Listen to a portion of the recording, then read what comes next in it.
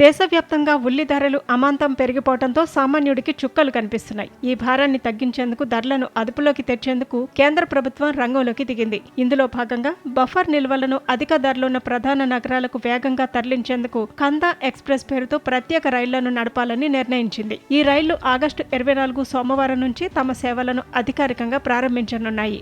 శనివారం నాటికి దేశంలో ఉల్లి సగటు రీటైల్ ధర కిలో 42 రూపాయలకు చేరింది. గతేడాదితో పోలిస్తే ఇది దాదాపు 45%. గత నెలతో పోలిస్తే 19% అధికం. ముఖ్యంగా ఢిల్లీలో కిలో ఉల్లి ధర 65 రూపాయలకి, చెన్నైలో 58 రూపాయలకు చేరింది. కేరళ, అసోం రాష్ట్రాల్లోనూ ధరలు భగ్గుమంటున్నాయి. దేశంలోనే అతిపెద్ద ఉల్లి ఉత్పత్తిదారు అయిన మహారాష్ట్రలో ఖరీఫ్ పంట దిగుబడి 5 నుంచి 7% వరకు తగ్గడమే ఈ ధరల పెరుగుదలకు ప్రధాన కారణమని మార్కెట్ వర్గాలు విశ్లేషిస్తున్నాయి.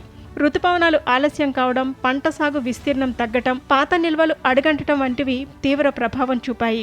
ఈ నేపథ్యంలో మహారాష్ట్రలోని నాసిక్ నుంచి ఢిల్లీ, చెన్నై, కొచ్చి, గువాహటి వంటి నగరాలకు ప్రత్యేక రైళ్ల ద్వారా ఉల్లిని తరలించనున్నారు. అధిక ధరలున్న మార్కెట్లలో సరఫరాను పెంచి ధరలు మరింత పెరగకుండా నిరోధించడమే ప్రభుత్వ లక్ష్యమని వినియోగదారుల వ్యవహారాల శాఖ కార్యదర్శి నిధి ఖరే తెలిపారు.